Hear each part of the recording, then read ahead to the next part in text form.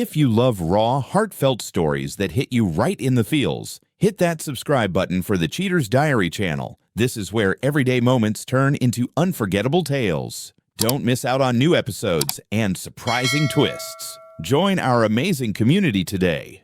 I never paid much attention to my neighbors. I'm Tommy, 27, a mechanic in a quiet Portland suburb. My life revolves around cars, greasy hands, and late-night shifts at the garage. A quick wave, a casual, "nice day, huh?" or "how's your week going?" was about all I ever exchanged with folks around here. My life was simple, predictable, just the next car to fix. But then, one day, everything shifted, quietly, but enough to throw me off balance. Her name's Lisa, lives 2 houses down. I'd see her tending to her rose bushes or hauling grocery bags from her car. She's about 40, always calm, polite, but carrying this quiet sadness I couldn't quite place. I never thought much about her, just knew she had a husband, Mike, until one day she lost him. It was after a late shift, and I was dragging myself home, exhausted, ready to crash. But out of the corner of my eye, I saw her, Lisa, sitting on her front porch, barefoot,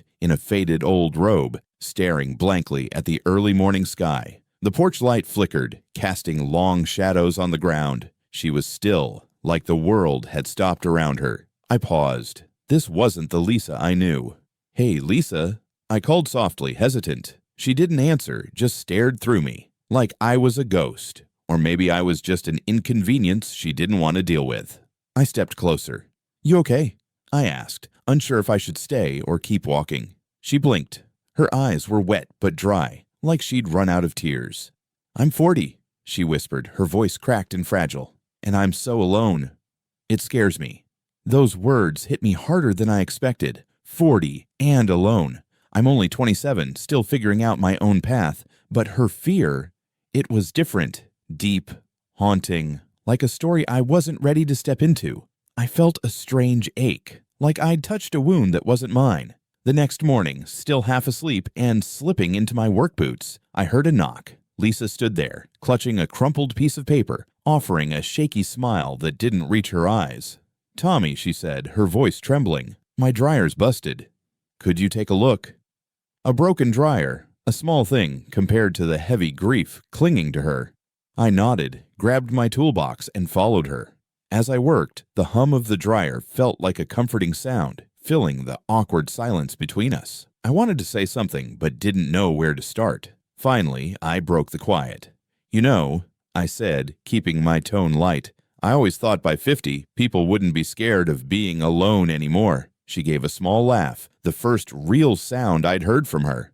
"Yeah, well, I'm proving you wrong." Her smile was warm but fragile, like a thin glass ready to crack. I wanted to say more, but then I spotted an old wooden box, dusty and tucked behind the dryer. It had faint, carved patterns, like it once held something precious. Lisa caught my gaze. "It was Mike's," she said softly. "He kept journals and letters in there. He didn't want me to open it alone." I felt curiosity mixed with caution. Something in her voice told me not to push further. She gently closed the dryer door, shutting that moment away. But I knew our story was just beginning.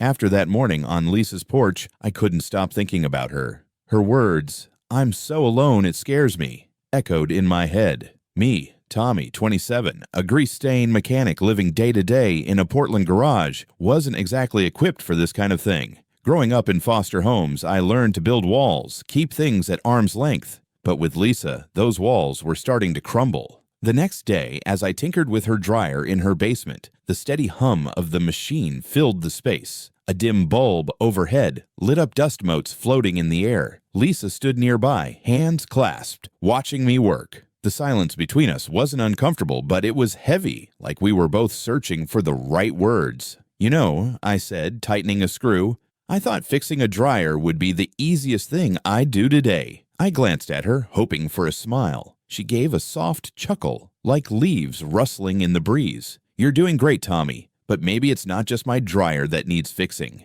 Her voice was gentle, but there was a bitter edge, like she was talking about herself.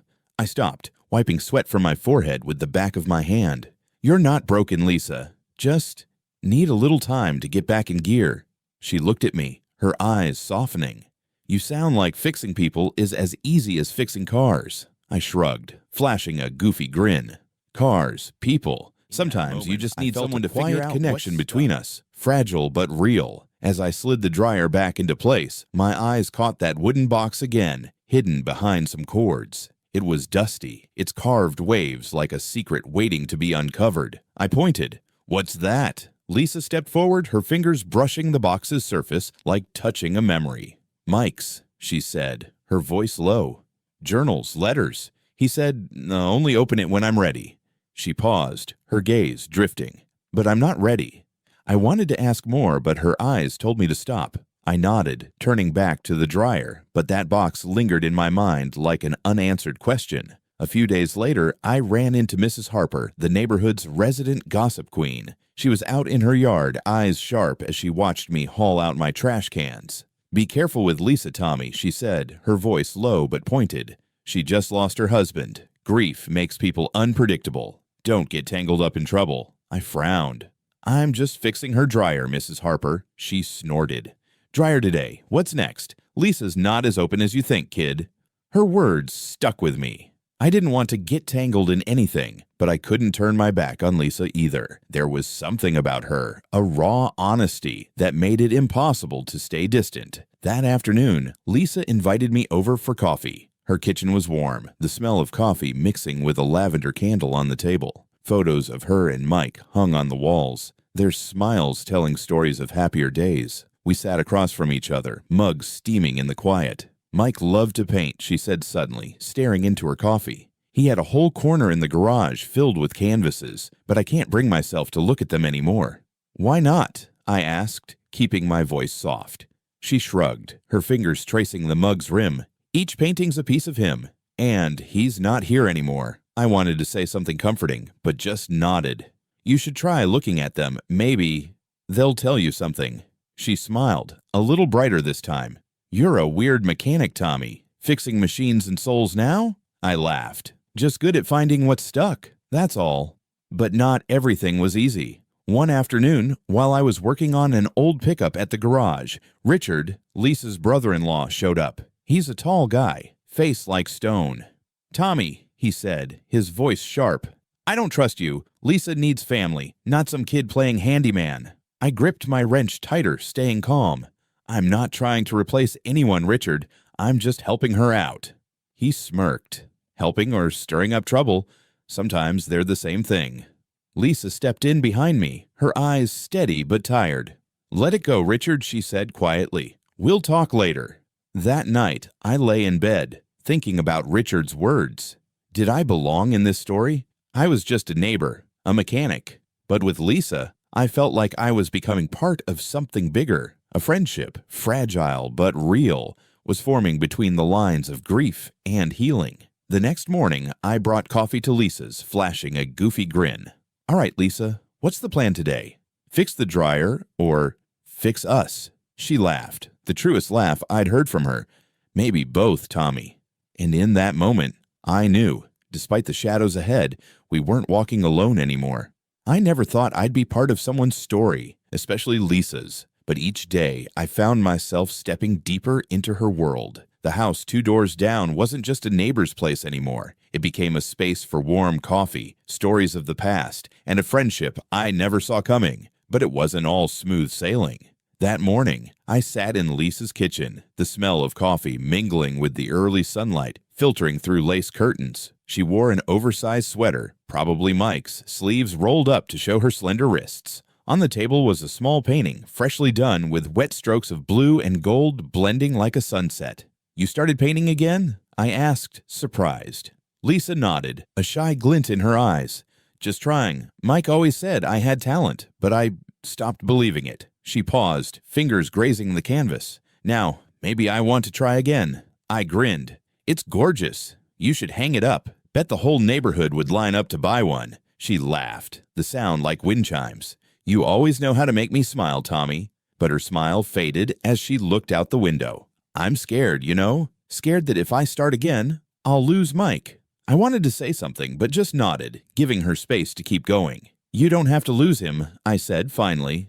"These paintings, they're like keeping him with you, right?" She looked at me, her eyes softening. You're wiser than I gave you credit for, but not everyone was on board. One afternoon, while I was wrenching on an old truck at the garage, Mrs. Harper showed up, hands on hips, eyes narrowing. "Tommy, you're spending an awful lot of time at Lisa's," she said, half teasing, half serious. "She just lost her husband. Don't let things get messy." I wiped my hands on a rag, keeping my voice steady.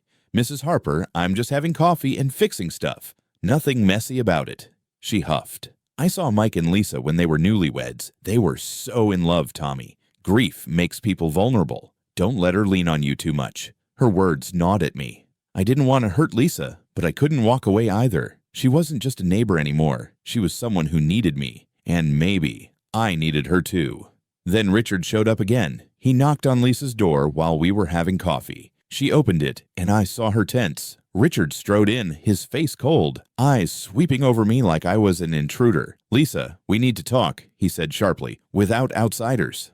I started to stand, but Lisa put a hand on my shoulder. "Tommy's not an outsider, Richard," she said firmly. "He's my friend." Richard sneered. "Friend, or some kid taking advantage? Lisa, you need family, not some half-baked repair job." I gripped my mug, my temper flaring. "I'm not taking advantage of anyone," I said, keeping my voice even. "I'm here because she needs help." Richard scoffed. "Help? Or are you trying to worm your way into our family? Mike's barely gone, and you're already causing trouble." Lisa stood between us, her eyes flashing with anger and exhaustion. "Enough, Richard," she said, her voice cutting. "I'm not a child. I know what I need." Richard glared at me one last time before storming out, leaving the kitchen heavy with tension. Lisa sank into a chair, hands covering her face. "I'm sorry, Tommy," she whispered. "Richard's just trying to protect me, but he doesn't get it." I shook my head. "It's okay. But you all right?" She looked up, her eyes wet but strong. "I don't know, but having you here makes it better." That night, I lay in bed, thinking about Richard, Mrs. Harper, and Lisa. I'm not good at letting people in. Growing up in foster care, I learned to keep my guard up. But with Lisa, I wanted to try. I wanted to be someone she could lean on, not because I wanted something, but because her honesty was something I rarely saw. The next morning, I brought coffee to Lisa's, flashing my usual goofy grin. "All right, Lisa, what's on the fix-it list today? Dryer or us?" She laughed, brighter than ever. "Maybe both, Tommy. Maybe both." And in that moment, I knew we were building something. Not love, not some romantic spark, but a friendship, fragile yet steady, between two people trying to find light in the dark. One afternoon, I sat on Lisa's couch, sunlight streaming through the window, glinting off a new painting, a shimmering field under a moonlit sky. She was in the kitchen pouring coffee, still in that oversized sweater. "Ever feel like life's playing hide-and-seek with you?" she asked, her voice soft but heavy. I chuckled, spinning my mug. "All the time, but I'm terrible at it, always looking in the wrong places." She smiled, but her eyes drifted.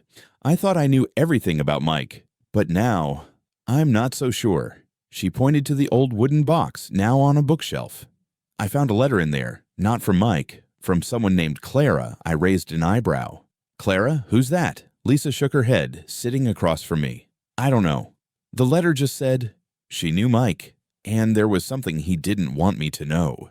Her voice trembled, like each word was a pinprick. I wanted to comfort her, but before I could, the doorbell rang, sharp and jarring. Lisa flinched, gripping her mug. "Who's that?" she muttered, heading to the door. It was Richard with Jessica, Mike's sister-in-law. Richard was his usual cold self, but Jessica's eyes were sharp, like she was looking for something to pounce on. "Lisa, we need to talk," Jessica said, her tone clipped. "About Mike's estate." Lisa stiffened, inviting them in but keeping her guard up. I stood to leave, but she grabbed my arm. "Stay, Tommy," she said softly. "I need you." Jessica shot me a look. "What's he got to do with family business?" "He's my friend," I said, standing firm. "And if Lisa wants me here, I'm staying."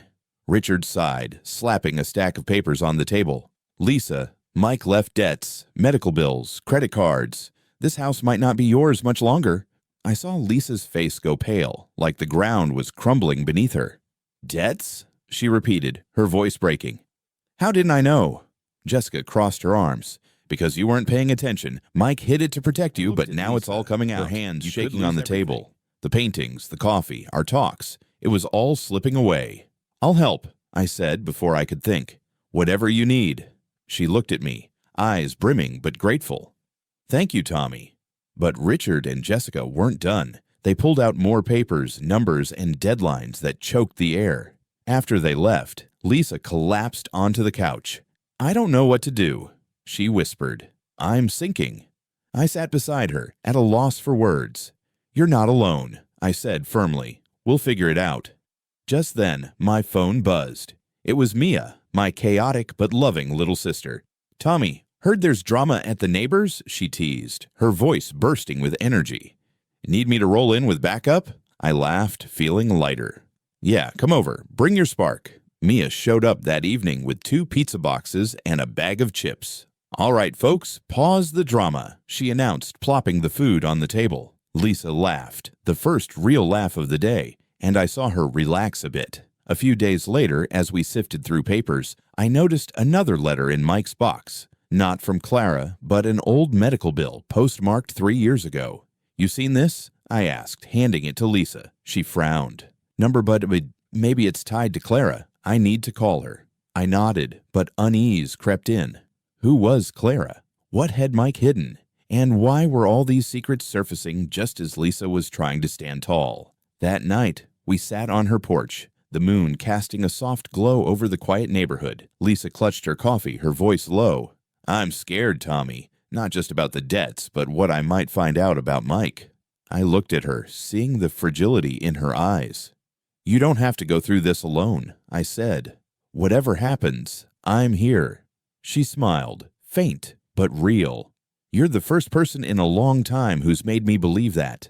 And in that moment, between the darkness and unanswered questions, I knew we were stepping into a journey that wouldn't be easy.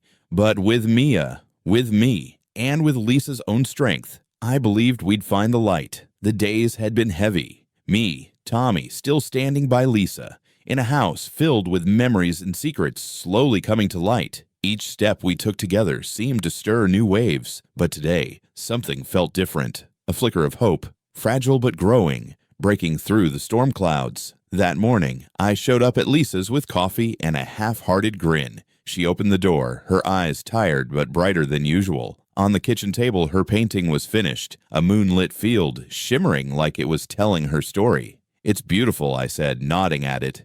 "You should hang it up." Lisa smiled, fingers brushing the canvas. "I'm thinking about it. Maybe. It's time to let some light back in."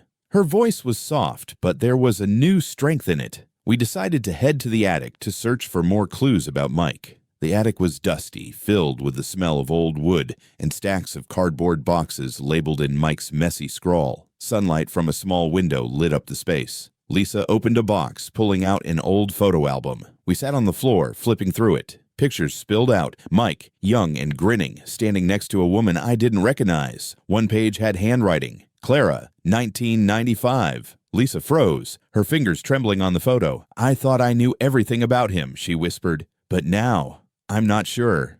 I put a hand on her shoulder, gentle. "You don't have to figure it all out now. We'll get there." Just then, Lisa's phone rang. She glanced at the screen, then at me, eyes wide with worry. "It's Clara," she said, her voice shaking. She put it on speaker, and a warm but cautious voice came through. "Lisa, I need to talk to you about Mike. He had secrets, but not to hurt you." Clara spoke slowly, choosing her words. Mike had battled an illness he kept from Lisa, not wanting her to carry that pain in his final years. Clara was an old friend, someone he confided in, who held letters he never sent. "He loved you more than anything," Clara said. "He wanted you to keep living, not be haunted by what he couldn't change." Lisa sat silently, tears streaming down her face, not of pain, but of release. "I thought he hid things because he didn't trust me," she said, voice choked. "But he was just trying to protect me." I nodded, swallowing my own emotions. "Mike knew you were strong, and you're proving it." She gave a small laugh, wiping her tears. "Thanks, Tommy. You always make things lighter." But the moment didn't last. The doorbell rang, sharp and urgent. Lisa sighed, heading to answer it. It was Jessica, more tense than ever. "Lisa, we need to talk now," she said, her voice cold, her eyes steady. "About Mike's estate." "I'm not your enemy, Jessica," she said, calmly but firmly. "I'm just trying to survive, and I'm not doing it alone." Jessica glanced at me. but I didn't flinch. "I'm here because Lisa wants me to be," I said. "We all want what's best for her." Jessica huffed, but left with a warning. "Watch your back, Lisa. This isn't over." That night, Lisa sat on the couch, clutching a letter from Mike that Clara had sent. "I'm scared, Tommy," she admitted. "Scared of losing everything. Scared of what I'll learn. But for the first time, I think I can face it." I sat beside her, quiet for a moment. "You're not alone," I said.